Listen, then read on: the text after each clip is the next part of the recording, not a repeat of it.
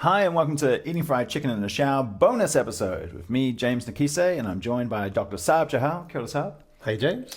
Sarb, we've all had shit jobs. All right, it's like we've all just had horrible bosses, and you get to that point where you wake up and you're like, oh God, I've got to go into work. Yes, we have.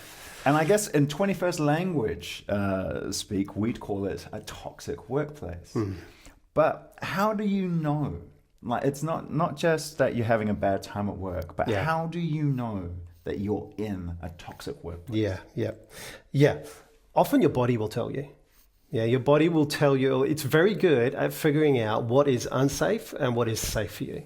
So when you do things like notice that you're not sleeping as well as you used to, noticing that perhaps you're not eating as well as you used to, or you're eating too much compared to how you usually do, if you're feeling unsafe at work, if it doesn't feel okay to talk to your colleagues, or if it feels like you've got a leader, you've got a boss who's kind of lives by their rules, but they expect you to perform at a completely different standard and they're not accountable for their behavior. These are all internal and external signs that perhaps you're working in a place that is classified as toxic. You may see other things too, like you find like you've got little or no enthusiasm for your job.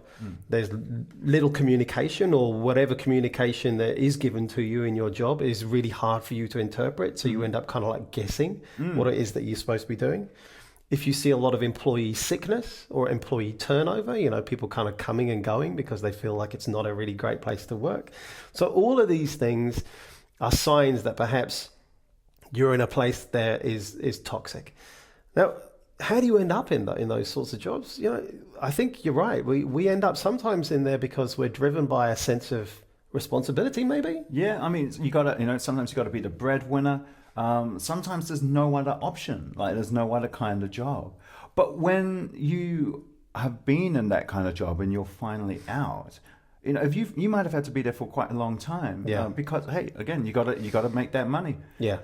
How long realistically can it take to recover from being on the daily grind in that kind of environment? Yeah, it's really hard, isn't it? Because sometimes you're right, you've got to make ends meet, or perhaps you're driven by a sense that because of what you know and who you are, you feel like a sense of responsibility to do the job that you've been asked to do, but you can only keep that going for so long. Yeah. And it's important to have that exit strategy. I mean, you are talking to a Pacific Islander about community pressure. I feel this. I feel this. I hear you. I have my own background that speaks to that too. Exactly, my friend.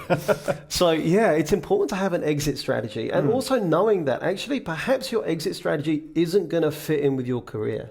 So maybe you need to have a bridge strategy. Right. Yeah. So it's not necessarily going to get you from A to B. You may have to detour to take you to some other place first. And often people report that, right? Yeah. If they've been working in a toxic environment for a while, they need to do something completely different in order to recover. And for some people, that can go on for months and years before they feel like they've recovered from the toxicity and processed everything that they've gone through. So one of the important things to do then, if you do find yourself stuck for a while in a toxic environment because you've got no alternative, is you've got to find allies. Right. You've got to find people to talk to who can relate to what it is that you might be experiencing too. Does it have to be in the work environment itself, or are you talking about just your pub quiz team? Or? Yeah, absolutely not necessarily in your own environment, because that could be dangerous, right? Right. So if it's a toxic environment, one of the things that's toxic about those sorts of work environments is that there's gossip and cliques that often form. So it doesn't feel necessarily safe, and you don't know who it is that you can and can't talk to safely. So maybe that you talk to people in other types of organizations that have a similar structure maybe. Or for those people who don't work in those sorts of places, then maybe, it's something outside of work. But you've got to find somewhere to kind of process all of that stuff that's going on for you and to help start defining your exit strategy. And when you've if you're listening to this and you're realizing, man, I'm in a toxic work environment, and I haven't had time to figure out an exit strategy, or maybe I'm not in a position where I can exit, what can you do? What are some things you can do? Yeah. So one of the things that you can do is to help yourself by trying to find ways for you to deal with the stress that's generated by being in that toxic environment. So for you, it might be, you go to the gym, or you look after those diet, exercise, sleep, making sure you've got your good social connections in place. All of these things are protective when you're working in a toxic environment, but they can't deal with that situation forever. At some point, you're actually going to have to deal with your relationship with that environment. Now, it might be that you can document what is happening to you, and it may be that you can escalate that through your toxic environment workplace processes through HR. But for many people, that doesn't feel like a safe option either. So unfortunately, many people end up leaving those jobs and those environments, and they don't change. They stay toxic.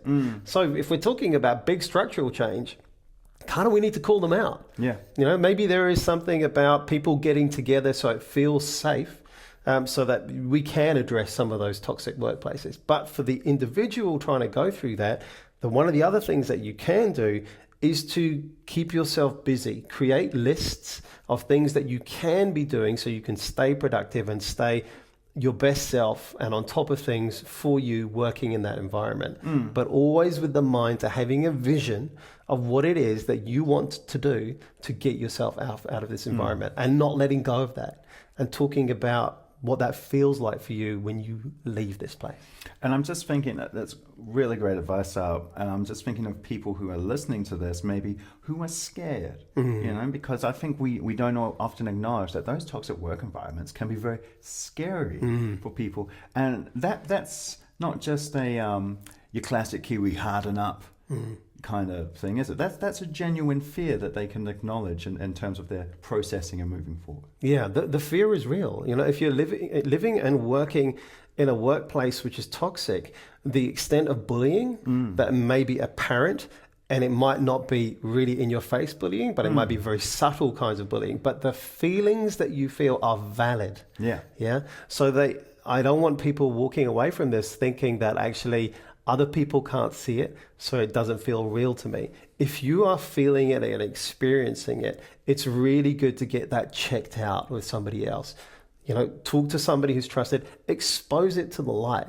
Because that way you'll get some good feedback on how you're feeling, because often we can lose our radar on this. Yeah. And you've worked shit jobs, right? I've worked shit jobs. I've worked shit jobs. Everyone's worked shit jobs, all right? And you can get through. And if you're listening to this and you're working a shit job right now, hey, all the best to you. And hopefully Sarb's advice here will help, and we're here with you eating fried chicken. I recommend a good shower and some fried chicken if you need it.